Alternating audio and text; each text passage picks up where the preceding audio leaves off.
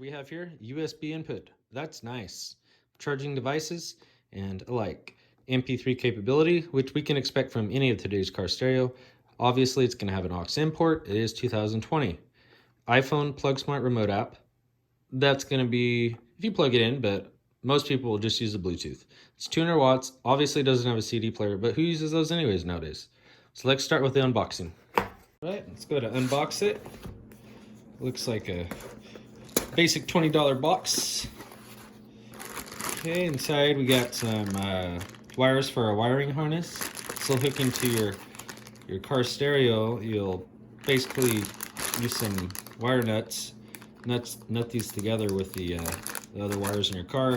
This end piece here will plug back into the back of your car stereo, which we have here.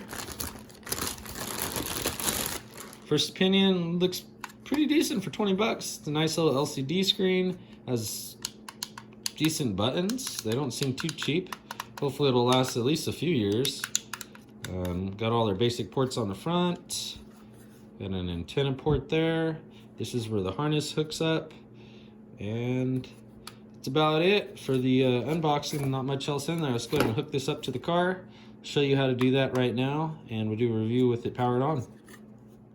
All right, here's my old radio. You can tell it's pretty beat up, missing knobs. None of these buttons work. It's stuck on a classical Christian station.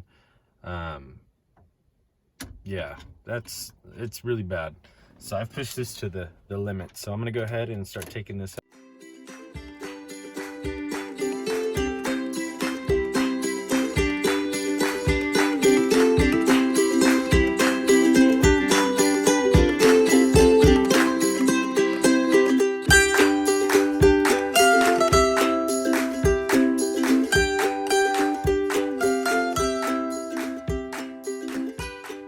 Okay, if you have your stock stereo deck in, it's not gonna have this plastic piece.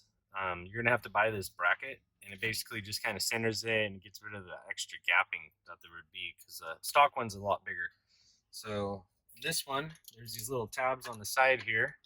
I put my flathead in there, push down, and that comes off. Get my flathead in here, push down, and that comes off. At this point, it just slides right on out. This is a previous one that I've had. Now this is the bracket I was talking about, this little plastic piece where this goes into it. So you'd have to buy that, and then it would just slide in if you have the same type of car, but this will work on most cars. It's the same kind of similar setup. You got to take the dash off, the cover for the dash, and same thing. In the past, I think there's some that even have screws here instead of the tabs, so you'd have to just unscrew those. Here's where our wires come in place. So we'll get this. These are the old ones. You can see the connection there. It's a little different. The black one that plugs in here is different than the one I have here. So I'm gonna have to end up taking this out, taking these wires off, some wire nuts, and replacing them onto this new harness, and then this new harness will plug into here.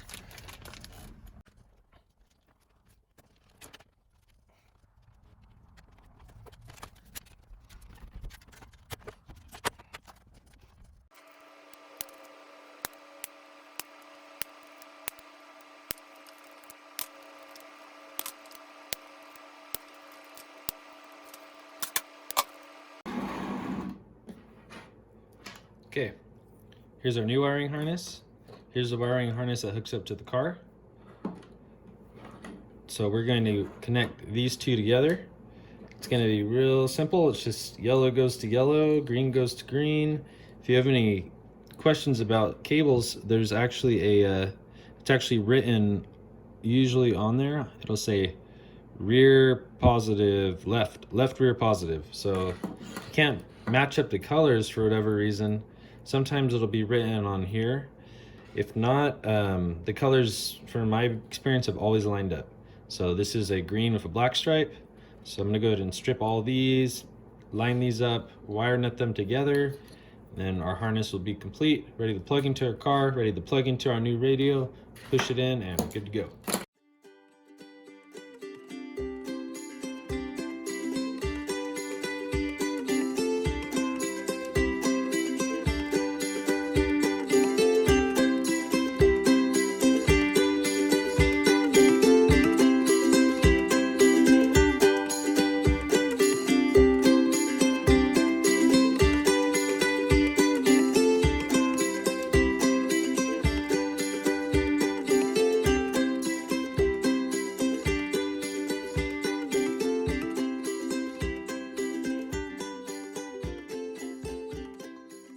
they're all hooked up now. The only ones that I don't have hooked up are the obviously the one for the power antenna that goes to my car from my car harness, because I don't have one. This one I went ahead and had a strip. This will connect to my amp, so when I get to my car I'll wire nut those together. Other than that, that's it. It looks kind of messy, but it's been recycled. This is an old harness I've recycled a few times. When I get it all set up in the car, plugged in, then it just snaps right in like that. Now it's time to take the old deck out of the plastic bracket. So for doing this, there's these little tabs right here on the, I don't know if you can see it, but I had bent them and that holds it in place. So you want to go ahead and bend those back.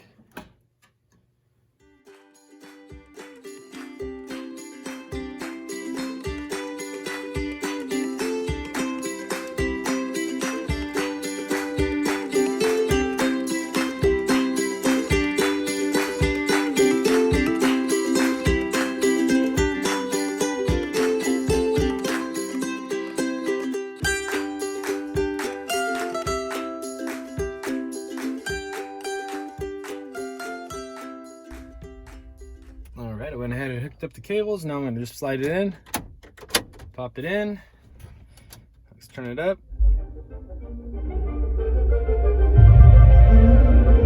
There we go. Looks like we got a radio that works. Now I'll go ahead and do the reverse of what I did before. Pop the dash cover on, plastics on, and that'll be a wrap. Okay, here's a review of it. So this is if it powered on. Has your modes, your Bluetooth, your aux, your FM, and then plug a USB cable in there. You could stream from your phone. You have your aux port, of course. Siri capable. You could press it, ask it what time it is, ask Siri to play a song, ask it to call somebody. There's a microphone right here. I'm not really sure what that is. It might be an additional microphone on there. The buttons are solid. Pretty basic unit for 20 bucks, but it works for me. The iPlug is kind of cool. You could download an app called iPlug and basically lets you connect Bluetooth to here, and you can control it like a wireless remote control from your phone. I'm not going to really use that, but because I'm just right here, I'll just press the button. That might be useful for someone in a boat or something like that where they're not right next to their the car stereo. Anyways, for 20 bucks, I think it's a great buy. Can't beat it. Very straightforward, simple installation. Nothing too complex about it. Should last me a few years, and that's all I need it for. This is Super Billet X signing out.